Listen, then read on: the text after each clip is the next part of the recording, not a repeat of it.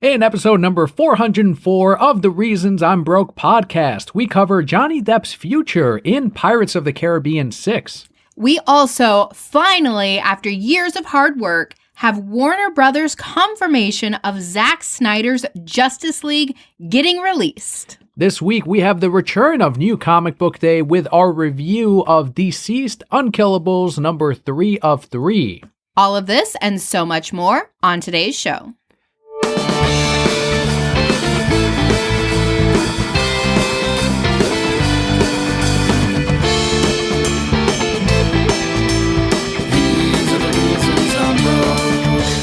Hello and welcome to your award-winning The Reasons I'm Broke podcast, bringing you the reasons we're broke every single week, ranging from comics, movies, TV, video games, and more. I am old couple Daniel.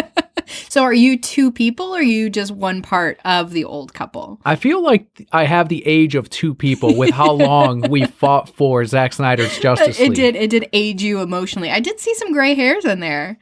That's all from this whole 3 years of fighting, and it's not over yet. Well, I am your Emperor Kelli. No gray hairs yet. I don't know, probably.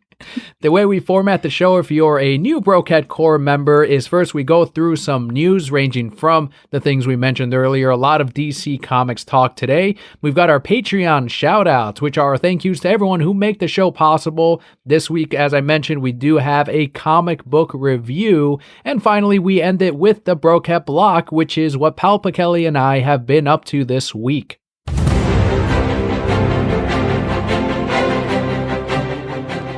Our first bit of news follows a franchise that is very dear to my heart, that I am very passionate about, and that's Pirates of the Caribbean. Producer Jerry Bruckheimer says Johnny Depp's role in Pirates 6 is still uncertain. Quote here from Jerry, who says, quote, "We're working on a draft right now, and hopefully we'll get it shortly and give it to Disney, and hopefully they'll like it. We don't know. We've been working on it for a little bit. The one we're developing right now, we're not sure quite what Johnny's role is going to be, so we're going to have to wait and see." This, end quote. Do you realistically think they could have a Pirates without Jack Sparrow? Well, I guess the plan was, because I'm sure they were building this draft when he was in the middle of all of that bullshit between him and Amber Heard. So they probably did, right? Because there was news stories before of how they were going to reboot the whole franchise in general. So I wouldn't be surprised if this draft has no Jack Sparrow in it, or at the very least a cameo or a small role in it. Personally, I would almost rather they do a complete reboot rather than have one in this same world without Jack Sparrow in it. Because for me, Jack Sparrow makes Pirates of the Caribbean. Barbossa, in the end, he came through. He did, yes. If he showed back up from the dead again, I'd be like, okay, I'll watch it. Now where's my Black Pearl? But in all these movies, right, 5 movies, they haven't created a character that I think myself or any audience member has clung to the way that we did with Jack Sparrow. Especially in that first one, there was just the right amount of him that 13-year-old me was like, done, pirates. For the next 10 years, I wanted to be a pirate. So I definitely think if they choose to write him out, this movie is not going to be nearly as successful as it needs to be. They would be better off just reboot the whole thing, give us a new source of characters that we can fall in love with, because you're just going to feel that loss of him throughout the entire movie. You are the Pirates expert. I am. And you don't think Orlando Bloom and that cliffhanger ending of Dave, what was his name? Davy Jones returning into the next movie is enough to get audiences to come back without Jack Sparrow? I already forgot that happened. You reminded me. I was like, oh shit, you're right. You don't know that he's really coming back. He's just having nightmares about him because he's free of him or whatever. It was a weird hint though of, oh look, he was in his room. I'm like, really? That's the villain that you guys are going to bank on? I liked that villain, okay? He did this cool thing where he was like, and it was my favorite. Just that little pop. We told his story. We don't need him back. I don't know why they went in that direction, but I guess we've gotten Blackbeard. They could have done maybe a female. Anne Bonny? Yeah. They could. Yeah, I'd be all, but they have other female pirates that they've tried to make badass, and I don't care about them, and that's the thing. That's what I'm going with, is I don't think there was anybody, maybe 2 people who were like, yeah, I'm ready for the next one, because I don't care about Orlando Bloom. I've hated Elizabeth since the first movie because she's not a good person. She's not a character that I can relate to. Even when she was trying to be a badass, like, she wasn't good about it. She was screwing people over and kissing all these other guys. And I mean, whatever, do you, right? But don't try to say you're faithful to Orlando Bloom and like you're making out with other people. But okay, fine. Anyway, continue forward.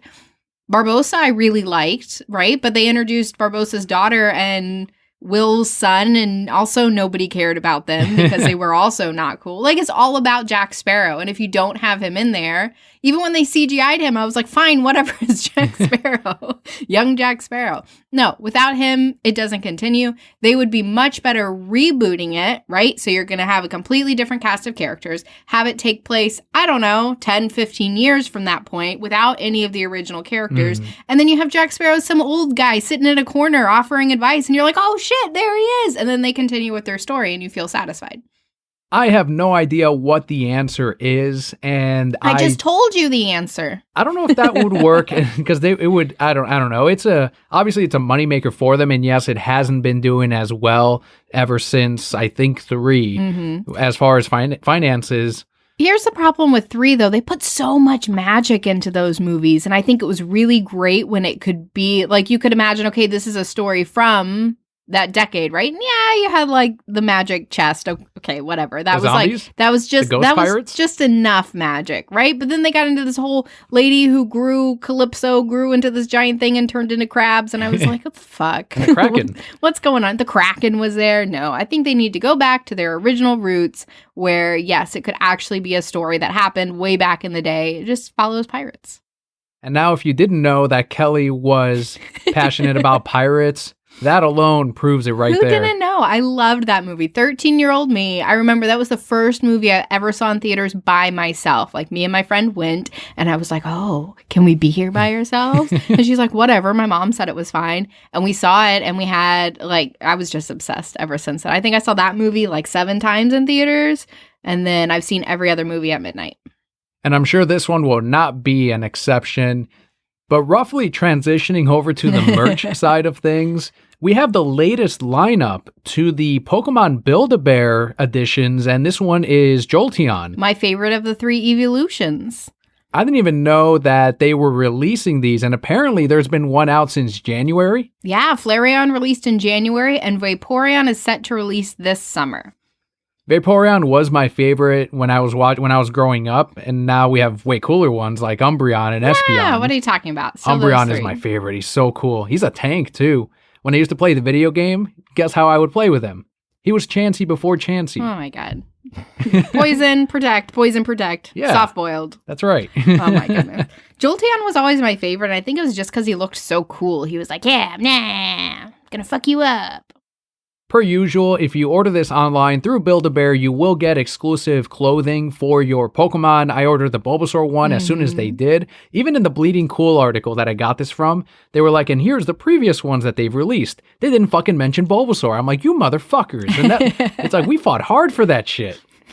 Not as hard as you fought for the Snyder Cut. I don't know. We fought pretty hard, but yeah, Bulbaganda is definitely a more concentrated, I think, hit as far as like we can skew polls like crazy. Well, the Snyder Cut movement does too. Everyone does.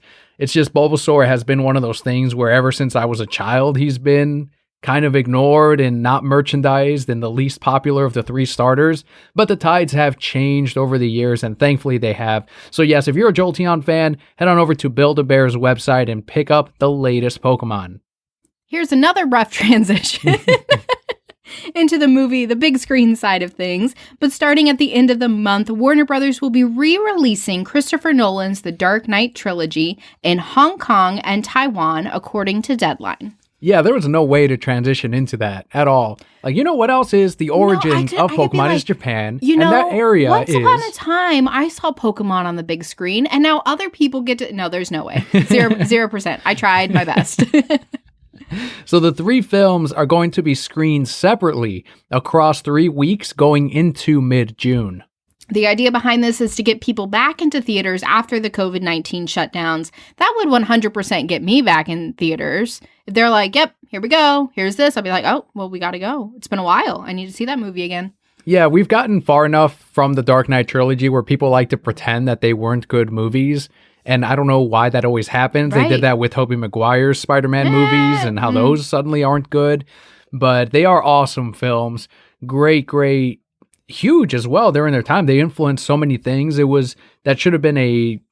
was the post 9/11 world where so many things were changed in our entertainment industry, and the Dark Knight trilogy is a product of that, where I remember hearing an interview with Chris Nolan saying that this isn't a happy world. This isn't the Batman from the 60s. We're a different world now, and the things that we are into reflect that as well in our artwork.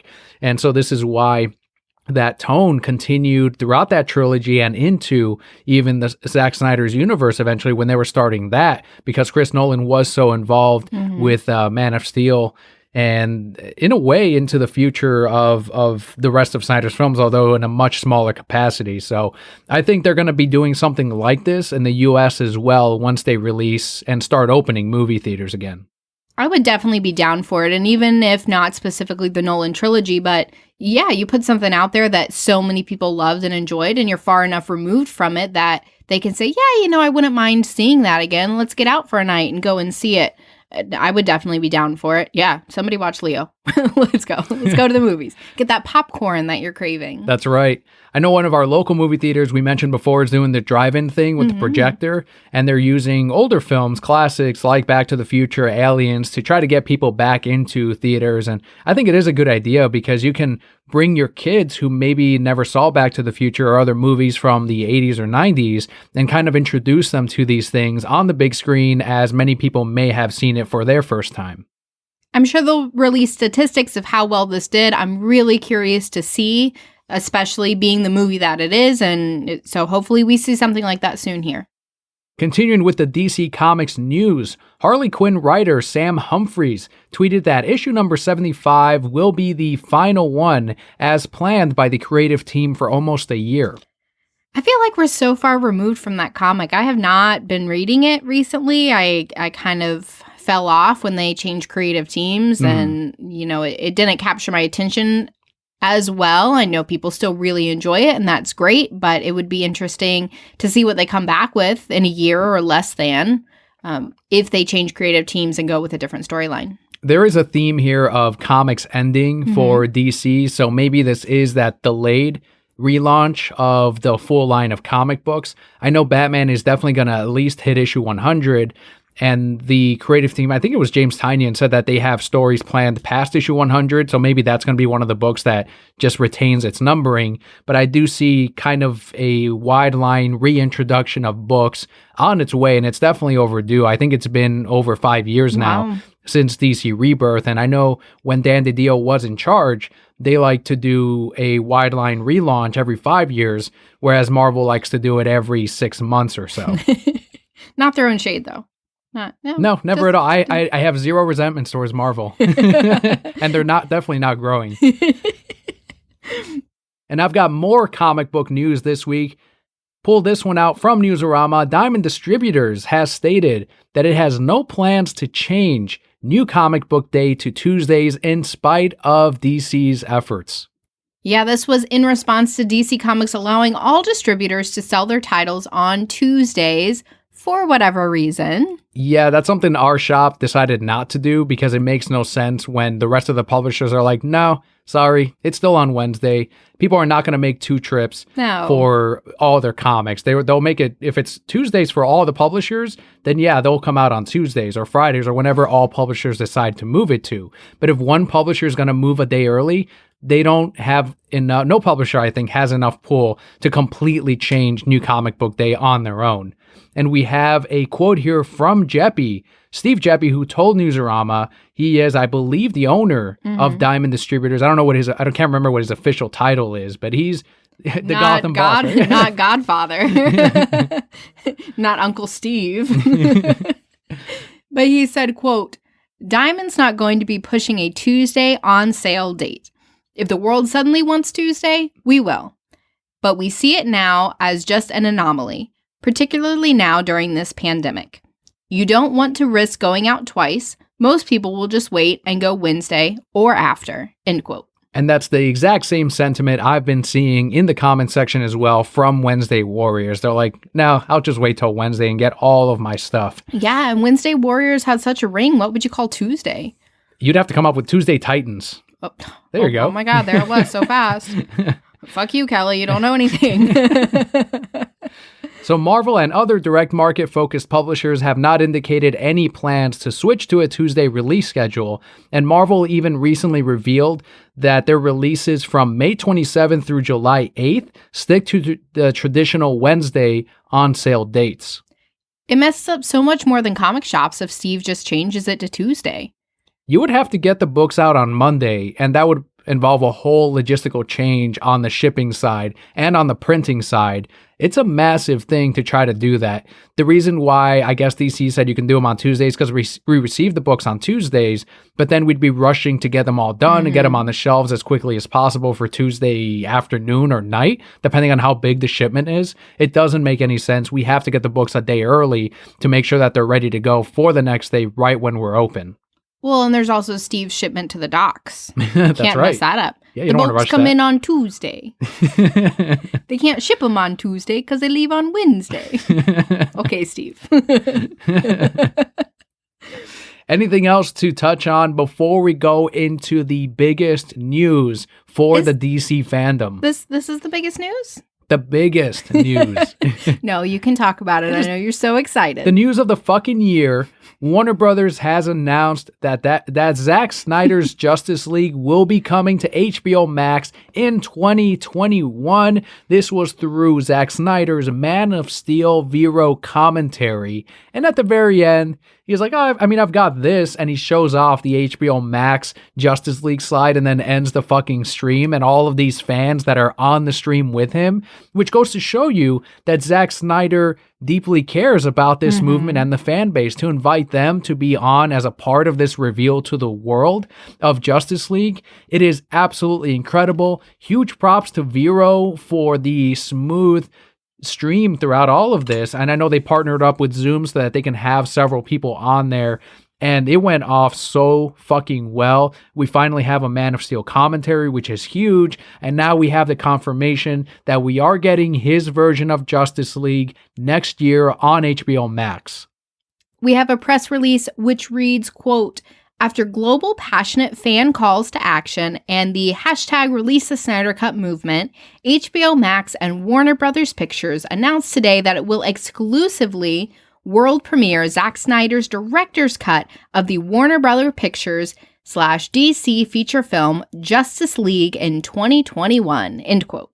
The Hollywood Reporter states that Zack Snyder's Justice League could run up to 4 hours long, or it could be broken into 6 episodes. Snyder adds plans have been in the works since the film's second anniversary in November of last year, when the hashtag Release the Snyder Cut made the film trend worldwide enough for Warner Brothers chairman Toby Emmerich to take notice. That's when they told us to push hard in November, and it was for a reason. We heard that it was negotiations. We had talked about it here on the podcast, and now all of that is very clear now, as Toby took notice and went, all right, fine. Oh, okay, whatever. Let's do this. It's pretty amazing. You say 4 hours. That's not what he said it was. It's, of course, longer than the amount of time. So what is the meaning behind that? How is that happening? So we had known 214, right? That was the big number. And if someone in the movement knows more than I do, definitely feel free to chime in. But I believe that the 214 time limit was his cut of the film when there was that compromise of sorts between the studios and Zack as they were shooting this film. But now that there's these renegotiations over this cut of the film, and he got the extra $20 million to polish it up and finish it, we're thinking that it's going to be even longer than the 214 minutes, since he is adding the original scenes that he wanted in the film before they started filming Justice League. So this is going to probably have the original Steppenwolf design. We're going to get Martian Manhunter and Green Lantern, as we knew were a part of his film. And I think it's going to potentially be that original Justice League Part 1, when it was all a part of this Justice League, or rather DCEU 5-film arc. To me, that's even more impressive than that they're actually releasing the movie. The fact that they were able to go back and say, okay, you told me to release this in theaters, or the first time around that I had to compromise. I don't want to compromise anymore. This is what I want. This is my vision. And they were just like, all right. I mean, everybody wants this. So as much as I hated that all of these things happened, that it was changed in the beginning, X, Y, and Z, to go through that, to understand that we're going to get what he actually wanted 100% and not just here's a compromise so we can release it. Like, how great does that feel? It's almost as if, creatively, he may have been in a better position for the end result. And yeah, you're right. There's a lot of unfortunate events that I'm sure no one wanted to go through. If we could choose, we wouldn't go through those things. But the reality is, this is where we are now, and these are the best of the current circumstances. And it turned out to be very much in our present self's favor. And I think that's absolutely huge. A quote here from Zack, who said of his vision of the film, quote, "I always thought it was a thing that in 20 years, maybe somebody would do a documentary and I could lend them the footage, little snippets of a cut no one has ever seen," end quote. We also have a quote here from his wife and Justice League co-producer, Deborah Snyder, who said, quote, "With the new platform and streaming services, you can have something like this. You can't release something like this theatrically, but you could with a streaming service. It's an opportunity that wasn't there 2 years ago, to be honest," end quote. Warner Brothers Picture Group Chairman Toby Emmerich said, quote, "Thanks to the efforts of a lot of people, we're excited to bring fans this highly anticipated version of Justice League. This feels like the right time to share Zack's story, and HBO Max is the perfect platform for it. We're glad the creative planets aligned, allowing us to hashtag release the Snyder cut," end quote. Not said is, now please stop. It's only just begun. And I think Toby is also they're all in on Zack Snyder. Like, anyone thinking that Warner Brothers is doing this reluctantly wouldn't give him $20 million to finish it and to complete it, and then to potentially get us more from Zack Snyder's DC Extended Universe. So I don't think that's their mentality at all, especially since all the chair people that were there, all those heads rolled after Justice League came out. Those people are gone. It's a whole new team at Warner Brothers. And yeah, there's some people that still remain there, like Toby, but everyone else, it is a new set of eyes and new set of minds that are like, all right, why don't we re-examine this and see if we can make this work? And clearly they worked something out that is going to benefit everyone at large. And anyone that didn't like BVS or Man of Steel, this movie's not for you. You shouldn't watch this. You probably won't like it. This is for the movement. This is for the fans. This is for artistic integrity above all. The one thing I keep hearing is, from the smartasses, and I've heard it for years, is the exact same, what if it's even worse than Justice League? Or what if it's terrible? It was never about, we need this to be better than Justice League. It was about getting the man, the vision that he wanted out there. It was about getting the cast and crew recognized for their hard work on the film that they worked on, not on the one that they released. I'm sure this really gave him the opportunity, too, to be able to sit down with those chair people and say, hey, let me walk you through my vision. Whereas before, it was just, well, he's making a movie. We're going to sign off on some things, but we're only focusing on this one project at this time. So, again, I'm not happy that it took 3 years to get to this point. But could you really imagine a better outcome? Like, if you sat here 3 years ago and said Justice League is coming out, and, it's not going to be 100% Zack's vision, but we're going to be happy with what we get, to now where you can have exactly what he wanted. And it's probably even better than what we would have gotten 3 years ago. And that's something that Zack has been credited for, because on Vero, he did post up when he was let go from the project a picture of Rorschach, and it says never compromise, never surrender. It's straight out of the Watchmen film. Right. And that's him telling us that he was not willing to compromise on this version of the film. So he is, the fact that we're getting it tells us that he is happy with what is releasing. He's happy with the terms, and he's happy that he gets to start working on it as of today. Today's when he starts working on it, when we're recording it. Right. So he was saying last night, tonight we celebrate, tomorrow we work. And it was fantastic to chills. see. Yeah. So exciting. And something that I was able to do, I was very fortunate to do, along with many people in the movement, like the film Exiles, Manu, Velcro, Millennial Mike helped out in testing out the Zoom calls, and so did Manu. They came on board and we did a test call because the Snyder Cut Roundtables started releasing. Manu kicked it off with episode 1, did an amazing job. Definitely check out the Film Exiles podcast and their YouTube channel. It is absolutely incredible. He was a great host on episode 1. And it is essentially a celebration of the people in the movement. The whole idea was they put out this call of, we need experienced podcasters to help us out with this project. And I was fortunate enough to be on episode 3, which is the first one after the big confirmation and announcement. So we recorded that last night. It is out by now when you're listening to this on the show. So make sure to go to the Release the Snyder Cut YouTube channel. But I will put a link to that in today's episode so you can check it out.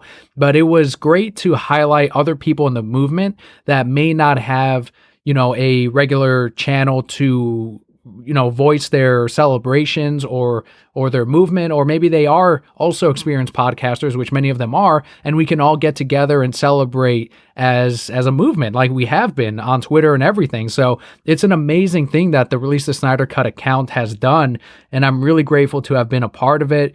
And I had some questions on there that I wanted to also bring onto this podcast because, my idea when I was hosting is it's like, make it about, the 3 guests, because I can always talk about it on the show, and I want to make sure that they get all their thoughts across, especially in the time limit that we had. But I also want to hear your thoughts on it, so it was even better to just hold off and kind of answer a few of these on our own. But what do you think this means for artistic integrity moving forward for not just Zack Snyder, but for other artists in film? I think it's absolutely amazing. I think that it shows audiences that if you continue to fight for things and fight for them in the right way, that people will listen and we can help uphold that integrity. Because again, like you said earlier, this movement was never about we want a better movie. It was you changed what Zack had planned without telling him. Like, he didn't know. He left the project and you took it over and changed it, and that wasn't right. And whether we get a better movie out of this or not, Zack deserves better than that. These artists, these creators, they put all this time in, and it's not just the time it took to film the movie. He obviously spent time formulating this entire story, 5 movies out, however many movies out he did it. And I think it really shows studios, hopefully it shows studios like, don't do this. Definitely don't change things without, and I get it. There's always going to be compromise. It's business. There will always be compromise in what someone has planned versus what we actually see forever. And I don't expect that portion to change, but going behind and changing it without their knowledge, without their permission, just because they're not assigned to it anymore, that's not okay. And doing it during a moment in which he is grieving over his daughter's suicide, there's just so much filth in the way that they went about this, and thankfully there was no integrity at all. And thankfully a lot of those people that were involved in all of that are no longer at Warner Brothers, and the truth came out, and it was all for the positive in this case. And I do think that this is a great thing for David Ayer's cut of Suicide Squad. I think this is great for Zack Snyder moving forward in whatever he makes in the film industry, in his relationship with Warner Brothers. They are not going to stand in his way as much anymore. And I think, if anything, other fan bases, even if you're not in the Release the Snyder Cut movement, can take note of this and see that it works. Everyone for how many years did we get told tweets aren't going to do anything? It doesn't exist. You're not going to get it done. Years upon years. And yes, there were days where I got fucking bitter over all of this shit, and not necessarily on I'm tired of it, but it's like, I'm tired of hearing that same shit, and I'm tired of having to explain the same thing over and over again to minds that frankly don't want to get it and don't give a shit enough to actually go, well, that's why, okay. Because they're all still saying the exact same thing, and the same people are still saying the exact same thing. So they're just out to sabotage it one way or another, and that's fine. The fact that we're getting it through HBO Max, that is for the movement. That is for people that want to see that original vision. And guess what? It's also for the more casual comic book or film fan that maybe you weren't involved in the movement, and maybe you weren't involved either in making sure that it failed along with the rest of the DCEU, but you were just like, no, I thought that was okay too, and I'm curious to see how this one is. It's for you as well. you didn't have to have been involved in this every day to enjoy this or to have this be for you. But if you're out there, as I mentioned, to sabotage this, no, not for you. You won't like it. Move on, right? You have your thing, we've got our thing, and we're going to be happy about this because we're at a finish line. It's not the end, but we are at a finish line, it feels like. So I think this is huge for other fan bases as well. Did you have a personal proud moment or something that you took notice of throughout these last 3 years of, that was really cool that we all accomplished that, or like a favorite part of it? My favorite part was watching you go through this whole journey and how passionate you got about it and really how everybody teamed up together. So you would come in the room and you'd be like, okay, at 9 a.m. today, we're all going to tweet this thing. So I need you. But you all were very unified. And that was the really great part about it because it's so difficult to get people unified towards one vision. And again, you were all going into it for the right reason. It wasn't anything shady or I can't even think of the right word, but it was for the entire 3 years, it was very much about, we want this to happen. We're doing it for the right reason. And even in the really hard days, like you said, where you lost hope of, this thing probably doesn't exist, but we're still pushing for it and we're still going to try because we believe in it. You continued that for 3 years, for 3 entire years, you continued that push and that drive. And for me, really watching you get so passionate and involved in it and to get to this moment where you're like, okay, all of that was worth something. I think it's not just a message for keeping the artist's vision and integrity, but really for the entire Snyder movement group of, look what we accomplished as people coming together towards one vision. What else can we do with that power of looking at the stars and where is Snyder today? You got your red lines to all the pictures. That's right. What about for you? I mentioned last night that the connections I made with the fan base, because there were so many people that I met that I probably never would have otherwise without this movement. It's like, how many of these people would I never know of had it not been for this connection that we all share in? And now there's these friendships that have developed that are going to last for the rest of our lives. This is something that's not going to be forgotten. It's going to be a mark in cinematic history of this fan base and what we can do to make things happen at a big corporate level. That's massive. But I think the other big thing too is the constant charity throughout all of this, doing it for suicide prevention, doing the thing with Subway. And the movement was always looking for that next, okay, how else can we help and making good things out of this? It's like, if we're already organized and we're already united, how else can we help not just, Zack Snyder and the rest of the crew, but these causes like suicide prevention? So it wasn't even a matter of kill them with kindness, because they were still there. We're not doing it to prove it to anyone else. We were doing it to further spread good while we had the tools and the power and the people to do so. And I think that in itself shows that this is bigger than a film. This is about huge positivity throughout any aspect that we can. Exactly. So I think that was probably a personal proud moment of mine, where it's like every time I saw that happen, like I felt good to be a part of the movement. It was amazing.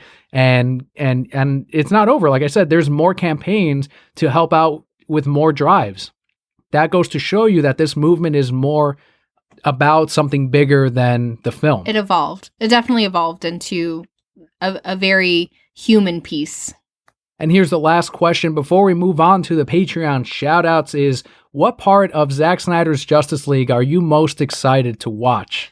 Oh, stop. There's too many things. There's so many things. It's the most fun question, isn't it? It is, because there definitely is a lot. I think the best part for me is going to be just seeing what it was supposed to be, right? Because these 3 years, you've had little pieces of, well, this was supposed to be in it, and this was supposed to be in it, and getting to sit down and take that 4 hours and really immerse yourself into this world that we were so excited for, and it was kind of taken away from us. And, you get back into that. And whether the movie is better than Justice League or not, getting to say at the end of it, this is what we fought for. For me, it's just going to feel like that completion, right? We fought for it, we saw it, and getting to say, okay, there it was. That credit's going to roll and you're going to go, wow.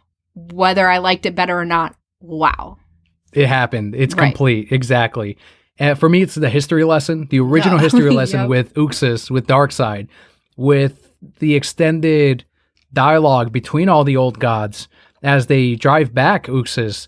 That is going to be incredible. And obviously Darkseid at the very end of it, and seeing Steppenwolf truly go down at the hands of the Justice League is going to be huge. But the history lesson for me, I think, is what I'm most hyped about. Black suit Superman. That too, yes. Yeah. Absolutely. Really excited for that too. Now, Snyder did already say we're not going to get the mullet. I guess that's okay. But we're not going to get CGI'd like upper lip. So Right, exactly. so No, that'll be okay. I think Cavill already said that that's gonna be a part of the re-films is coming back and doing that properly. Thank God. The real black suit as he wanted it to be. It's gonna so many moments. Martian Manhunter, being able to see that, Green Lantern. Oh my God. And that's only the stuff we fucking know about. How much of this shit did he keep to himself? Oh, aren't we supposed to have Kilowog and Right. Or Tomare. Yeah. Yes. We're gonna see them too. Oof. The Deathstroke scene at the end where he breaks out Lex Luthor. I'm so ready. much fucking goodness coming our way next year. Granny goodness. And we're yes, I hope so. We fucking better see her in the boom tube. I cannot wait. It's incredibly amazing. Still does not feel real. And this will not be, just like the last 3 years, the last of it. It only starts from here. Well, congratulations to you, to the entire Snyder Cut movement. You made it. You were part of this too. I mean, yeah, I was there a little bit. You're a big support. But I feel like we're graduating class of 2020. Like, here we are. We did it. So excited to see what we're going to get next year. Welcome to life. And I did make sure to give the Brocat Core a shout out on that roundtable stream. And we've got our weekly shout outs as well right here, the more personal shout outs, as we give our thank yous to our Patreon backers who make the show possible every week.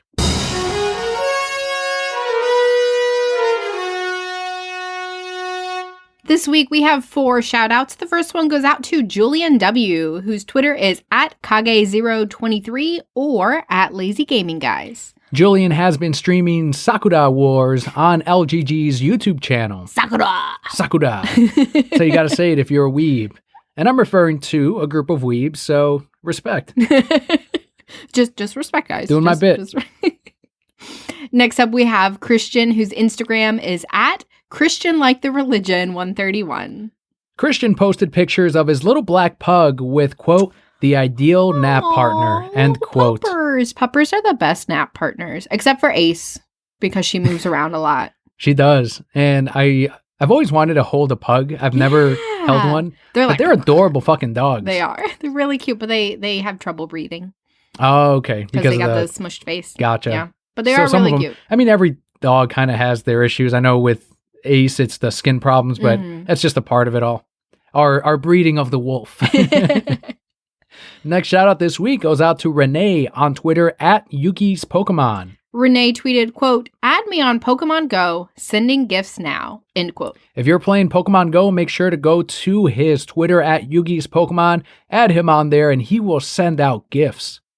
And our final shout out goes out to Corey B on Twitter at Comicstropolis. He retweeted David Ayer's original Suicide Squad ending with, quote, Diablo survived originally. Harley and Deadshot hooked up as a couple. This was changed during reshoots, end quote. That's a pretty massive change. There was definitely that build-up in the theatrical cut of Suicide Squad where you thought like maybe something was going to happen between Deadshot and Harley that definitely connected on a deeper level throughout their mission throughout the city, right? And now David Ayer is coming out more on Twitter and talking about his original vision of Suicide Squad, which it's like now's the time to fucking do that, right? Like now anything's possible, and especially with David Ayer's, which was further along, I think, than Zack Snyder's Justice League. It's more, I think it's going to be less costly to release David Ayer's cut of Suicide Squad than Zack Snyder's Justice League. with the special effects that film had. It was a much bigger project too. So that makes a lot of sense. And I know a lot of people have been kind of pushing on David saying, okay, how come now you're saying that these things were all in your cut, but when your movie released in theaters, you said, and he was quoted as saying, no, this is my cut of the film. And it's like, he was playing the fucking corporate game. This was what, the third film in the DCEU? And we had Justice League coming around the corner. You think he was going to start making up shit and pushing and pushing for his cut of the film, and when he didn't have as much pull or a whole movement behind them as Zack did? It's pretty incredible. And I don't blame David for doing that now, because imagine him being silent. Then he would get crucified for not saying anything about his cut, or Warner Brothers did to him. So it's like, he's damned if he doesn't or does, and by all fandoms. And I, for one, I'm like, yeah, let's get your cut out there. And I totally get why you had to say the things you did back when the film was releasing. Through that entire movie, I'm just going to throw this out there, I felt that Diablo was going to come back. That's what I was just about to mention. Yeah, and I'm so sad that he didn't, because the whole time, like when Killer Croc came out of that water, I was like, he's going to have Diablo with him. Like, I knew it and I felt it, and it was set up so perfectly to be that. And it's so upsetting that they didn't do it, because what did it really cost them to do it or not do it? Yeah. Like, zero things, right? So I would love to be able to see that moment of, yep, he's back, he's still alive, because I feel it in my heart that he is. I wonder if there was a dialogue moment with Diablo that maybe he mentioned something that was cut out of the film, like the whole Joker making a deal with Enchantress. And that was all filmed. David Ayer said that was all filmed. Oh, that would make a lot of sense. So maybe they had to cut that so that it wouldn't reference all this. And I still don't know why they fucking cut all those scenes out. Right. We don't know that story yet. And I think we will find that out next. So thank you so much, Corey B., Renee, Christian, and Julian W. for your Patreon support. If you too would like your shout out every single month for just $1 a month, that's 25 cents an episode, head on over to patreon.com/thereasonsimebroke. But if you'd like to take advantage of our higher tiers, we've got decals that go out every quarter. We've got $5 mark and up for more bonuses. You have no idea how much your Patreon support helps us. There's definitely costs that go into this podcast to make sure we sound okay and we're able to upload everything. So it really, really does help us bring you the best show that we possibly can. But of course, our podcast will always be free. Best thing you can do is send it on over to a friend, let them know about us, and continue that Brocat core growing. Let's head into our long-awaited, I'm sure Innsmouth has been waiting as well, New Comic Book Day highlight of the week.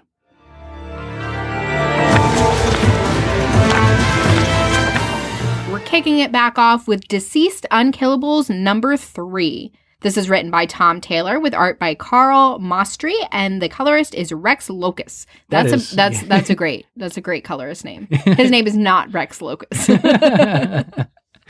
And this is the third and final part to this miniseries of DCEased Unkillables, which is sort of like a 1.5 or 2. It tells you the story of, all right, the heroes left Earth, but what's going on with the people that are still on Earth? So it gives us that story before we get DCEased Dead Planet in a few months, which is the proper, I guess, DCEased 2 or DCEased 3, depending on how you kind of look at it. But what did you think of this final part of these villains and anti-heroes working together for this younger generation of survivors? I cried. Which part? There's 100%. There's going to be some spoilers, just a heads up, everyone. Oh, yeah, 100% spoilers. Just kind of the whole thing. So definitely at the end, right, they get all these kids and they're like, boom, we got to go. And then these villains have to step outside and protect these children, fight these people to protect this next generation that's growing up. And for me, how they set up and did the dialogue over ultimately their end, what happens to them, was, I think, just paced so perfectly, because, you know, you had that very striking image of, nope, this is how they die, and then just kind of a little piece about them. But they also made these villains not villains, right? They were very human towards the end, and you realized that these people who you perceived as evil, by the end of it, were like, no, at this point it's about what's best for mankind, regardless of if I'm evil, if I don't care, if I've killed people in the past. I need to be there. I need to be protecting people and going outside myself and really facing what is important and how do I protect that. And ultimately, that was what they did. And of course, it ultimately cost them, right? Their life is gone, but they knew even in those last moments, like, okay, I did something good for someone else. I think my favorite moment of this issue was when the dialogue comes up of Gordon and Slade Wilson protecting the kids, and it says, and their dads fight back. And you think about the characters, because Gordon is obviously a very strong father figure for Barbara. And there was that moment in the previous issues where he had lost her. But now he kind of rebuilt that family through these survivors. And then the same with Slade Wilson, who's huge on family and all the miniseries, and ever since his debut in comics, that's always been a huge theme for the character.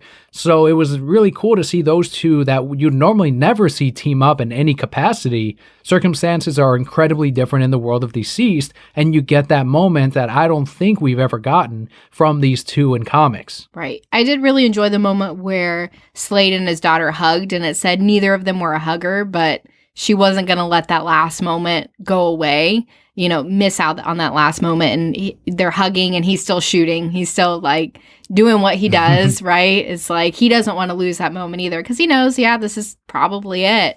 I loved that Cheetah found that little girl that she really cared about, and pretty much died protecting her. I even liked the Creeper in this. I was like, okay, Creeper was kind of cool. They were tree lobsters, whatever. I love the line where when Solomon dies, it's like Solomon Grundy died on a Monday. And I was like, oh my God. But then, of course, at the very end where they get to that safe haven and they build that rock sculpture of all of them, honoring them. Yeah, they were villains, but they were also saviors. They also took care of people. And Cheetah has that girl's little headband on that she had worn the whole time, and I'm gonna cry again. It was so well laid out and well paced, and you were really feeling those emotions along with these characters. Like, these people protected them and they lost their life for it, but they did it for the right reasons. I didn't think a DC zombie book would get you like this. Man, it did. I don't know. Maybe it's everything. Maybe it's the Snyder movement, and there's just so much emotion in the air.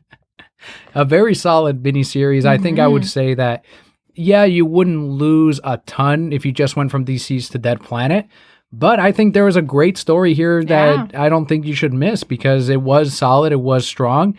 And I really enjoyed Unkillables, especially if you're into characters like the Red Hood or like Deathstroke. And when Lady Shiva went to save her daughter, and she's like, I thought you said it was stupid, like, just to risk it all for one person. And she's like, shut up, I love you, just accept that. And died for her daughter. Ripped her own heart out so that she wouldn't be a zombie. Right.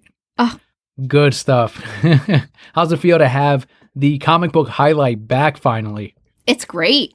It's really awesome to be able to dive into something new and give our thoughts about it and share it with the world. That's right. Let's head into the final segment of today's episode. It is the Brocat Block. This is what happened with Daniel and I this week, as well as some Brocat questions. We had mentioned the film Exiles earlier today during the Snyder Cut portion of today's episode. Well, I was able to guest on episode number 71. Manu was very kind to invite me on for the Once Upon a Time in Hollywood podcast. Love that movie. I do. It was my favorite movie of last year. And it was three of us on episode number 71 discussing all kinds of aspects of the film and all the things that we did enjoy from it. So make sure to check out the Exiles Network, episode 71. I will have a link to it in today's episode, and make sure to subscribe to it too, because again, it is an excellent podcast.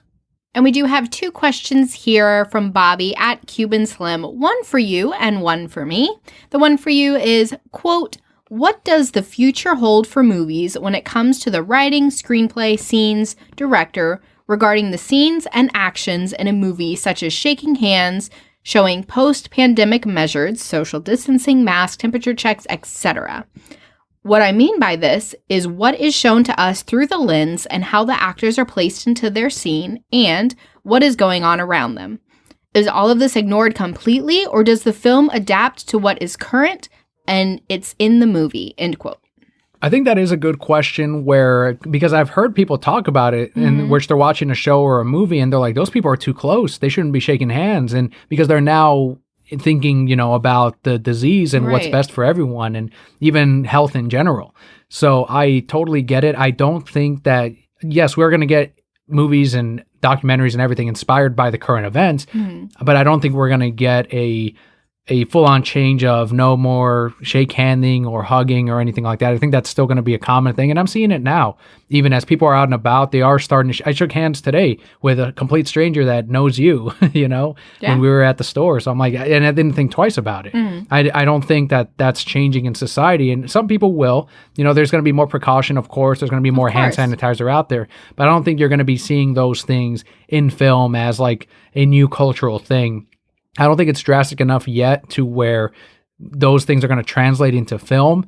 And when and if that does happen, that change happens, we won't even notice it because it'll be so normalized in our lives. I definitely agree with that. I think that you're going to have, when you come onto set, okay, let's take your temperature, wash your hands, and let's go. But it's definitely not going to change movies as a whole. In my opinion. We'll see. I don't know. Maybe I'm completely wrong. This is our guess. This is what we are assuming. Another question from Bobby. This one's for you. At Kelli, quote, have you read the Mortal Instruments series of books by Cassandra Clare? End quote. I haven't, but I have heard of them. Does this have anything to do with Twilight? I don't know. Because he asked it the week after that Twilight-ish episode.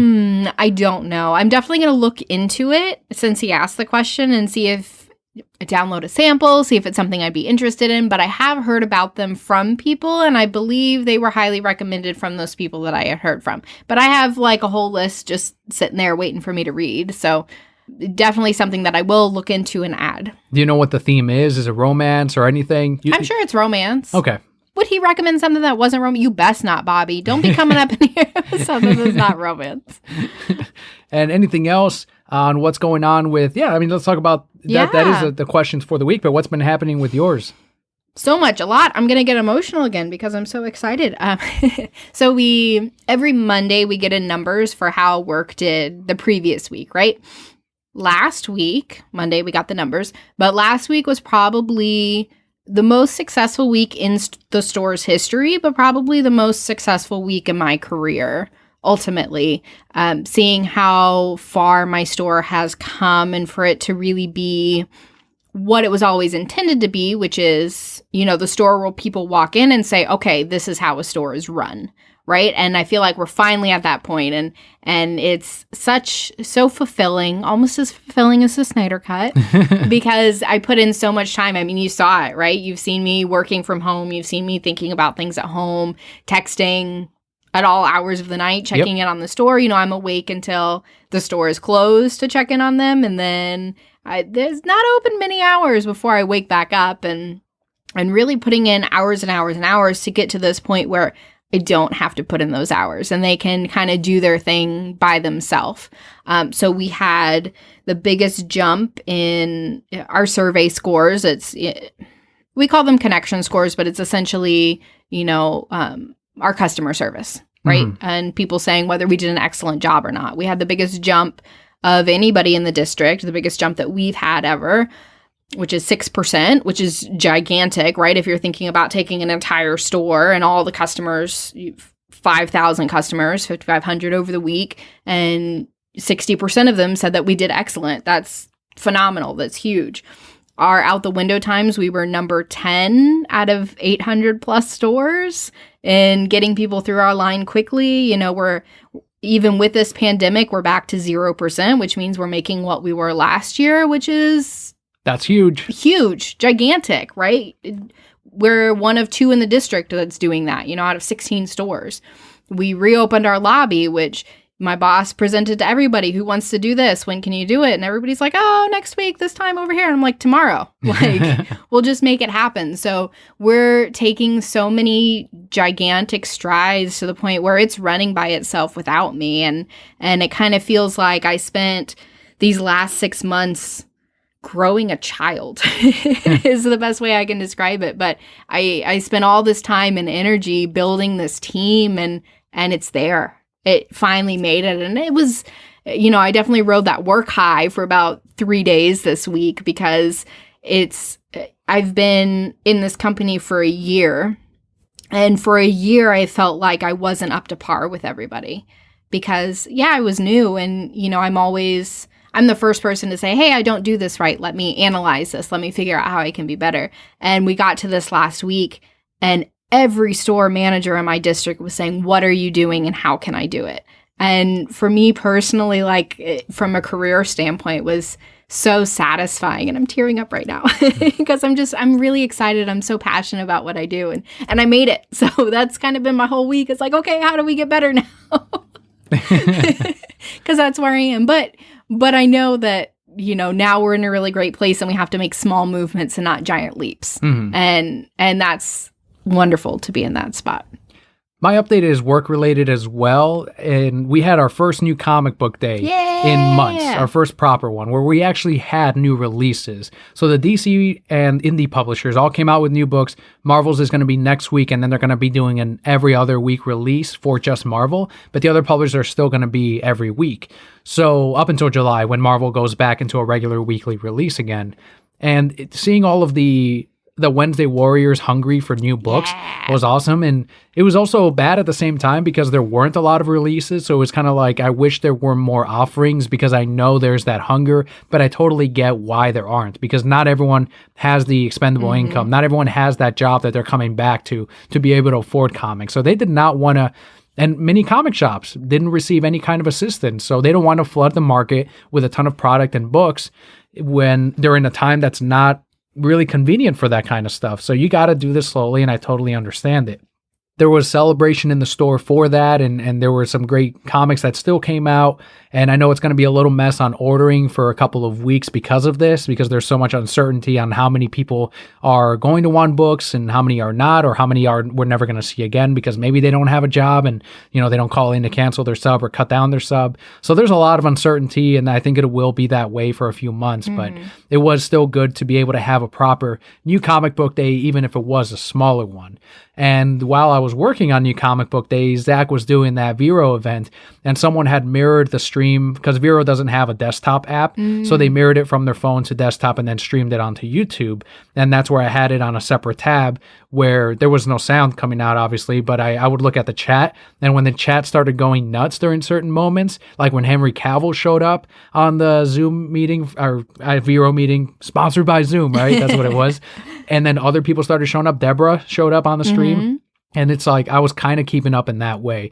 And then at the very end, when he shows the slide of HBO Max and the chat's just fucking going nuts. And I'm like, all right, there it fucking is.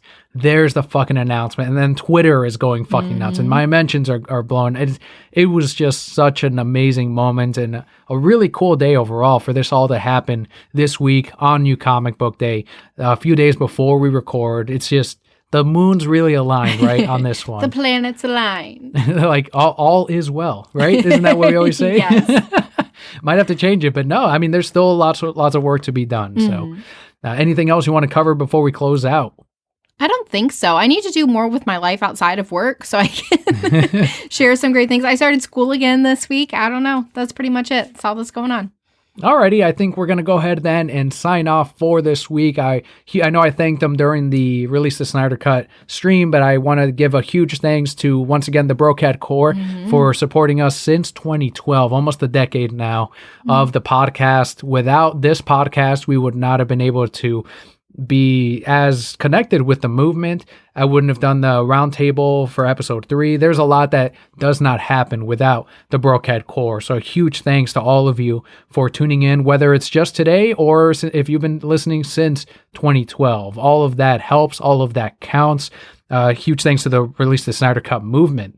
There's so many amazing people in it. And of course, the main account who, as I said on the stream, hopefully one day will know who they are so that we can thank them properly and thank all of the admins and have them on shows like this one and discuss the big moments in these last 3 years. So with that, Brocat Core, we're going to go ahead and finish everything off. I've been Old Couple Daniel. And I am Emperor Palpa Kelli. And Brocat Core, all will be well.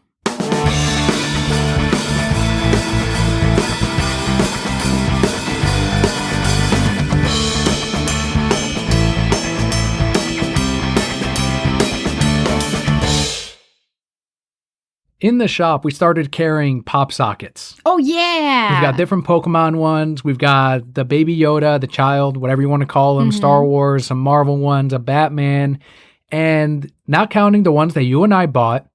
Guess which Pokemon we sold first and sold out of first. I'm going to guess Bulbasaur because you only ordered one and you bought it. No, we fucking died. It's not counting ours. I ordered two Bulbasaurs, but regardless, it doesn't matter if I ordered 100 of each, right? The first Pokemon that sold, not counting mine, was fucking Bulbasaur. That's amazing. It is amazing. Fucking Bulbasaur is the most popular starter, and that's evidenced by the Pokemon Year of the Year. Well, yeah, and the Pop Socket. No. I thought you were going to say evidenced by the Pop Socket that sold out. That's right, and that too. That's pretty amazing. I enjoy my Pikachu one. Thank you. You're welcome. You also have the Pokeball. That's my other favorite Pop Socket for Pokemon. I think I also ordered an Ultra Ball, and it hasn't come in yet. But I think I ordered Ultra Ball, Pokeball, maybe Master Ball. If you get a Master Ball, I need it. I'll get you the Master Ball one. Okay. Is that your favorite Pokeball? No, I like the regular Pokeball. That's my favorite. But the Master Ball is my second. What's your favorite Pokeball? The Ultra Ball? I don't remember what it was called, but what I used to do on the DS is whatever the Pokemon color was, like the scheme, I would use the Pokeball for it. So there was the Dusk Ball was amazing. Yeah, that was pretty cool. Because when it opened up, it had like the purple and black coming out. So I used that with poison types. You're so funny. The Scorpion Pokemon, Dusclops, I think, or Dusknoir, I don't remember.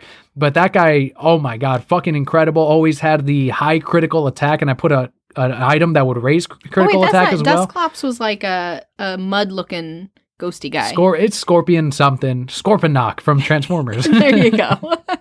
That's pretty cool. Did you ever use the berries and have the man like make you Pokeballs? I sucked at that. I was no good at that. Great. I was so awesome. I was like, making Pokeballs. All of that aside, you know which Pop Socket Pokemon we haven't sold of yet? Charmander. Trash Lizard fucking Charmander. I'm blowing on that fucking tail. Knock that Pop Socket. I'll pay for that fucking Pop Socket. I don't give a shit. If you blow out his tail. Good.